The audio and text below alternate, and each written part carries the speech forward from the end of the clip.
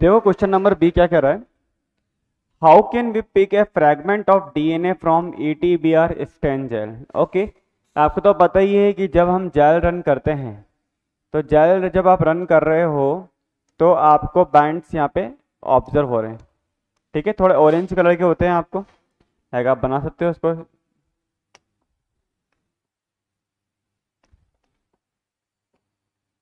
Like अब ये जो बैंड आपको ऑब्जर्व हो रहे हैं ना बेटा, ठीक है, इसके बारे में बोल रहा है कि after digestion the DNA with restriction enzyme. Okay, इन्होंने बोला है how can we pick the fragment of DNA from ETBR strand.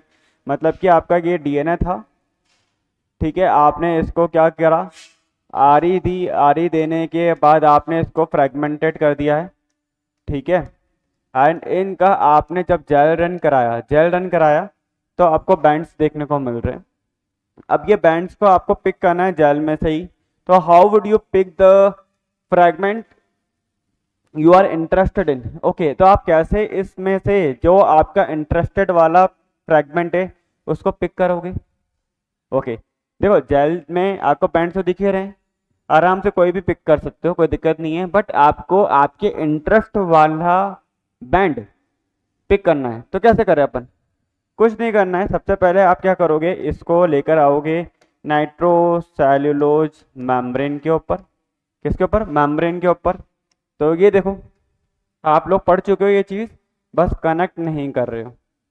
Okay, then membrane के ऊपर लेके आने के बाद ये लो मेम्ब्रेन, ये मेम्ब्रेन मान लो,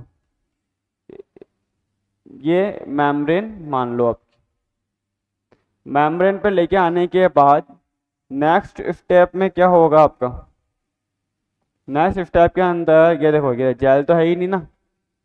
ओ, ये लो, ये लो मेम्ब्रेन के ऊपर बैंड्स है। किसके ऊपर है,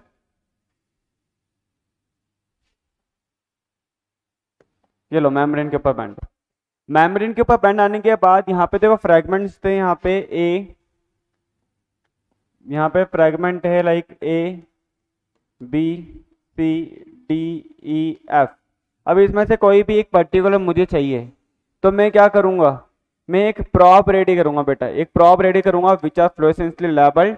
और ये मेरे जीन ऑफ इंटरेस्ट जो भी मेरे को आइडेंटिफाई करना है, जो भी मेरा इंटरेस्ट है उस फ्रेगमेंट पे जाके बाइंड करेगा।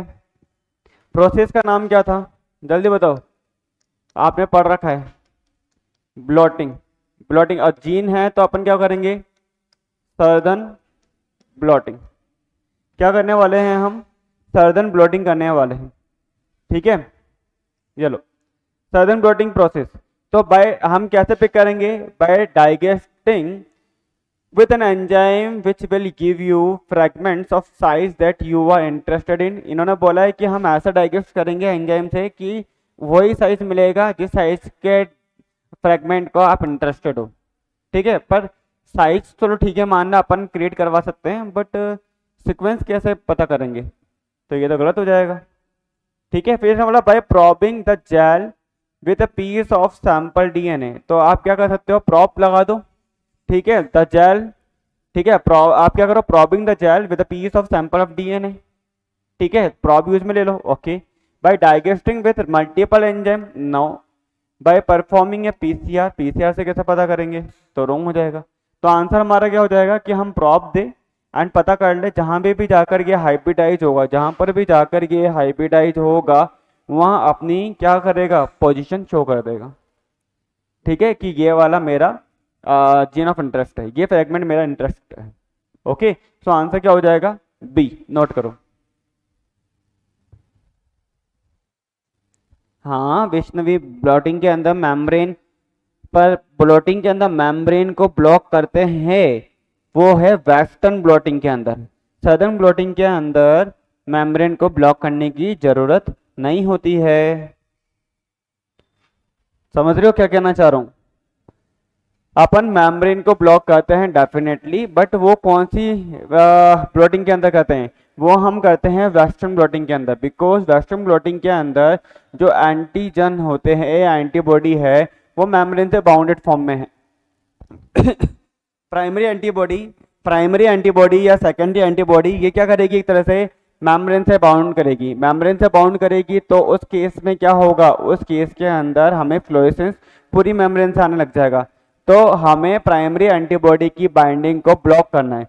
अब प्राइमरी एंटीबॉडी की बाइंडिंग को ब्लॉक करने के लिए मेरे को बोवाइन सीरम एल्ब्यूमिन या मैं क्या लूंगा, ड्राई मिल्क यूज में लूंगा। बस सर्दम ब्लोटिंग के अंदर मेरे को पूरी मेम्ब्रेन को ब्लॉक करने की जरूरत नहीं है। वॉशिंग से ही यहाँ पे जो फ्लोरेसेंस प्रॉब होंगे वो वॉशिंग से ही निकल जाएंगे, क्योंकि देखो जब हम प्रॉब यूज में लेंगे तो ऐसे प्रॉब यूं पूरे मेम्ब्रेन के ऊपर होंगे।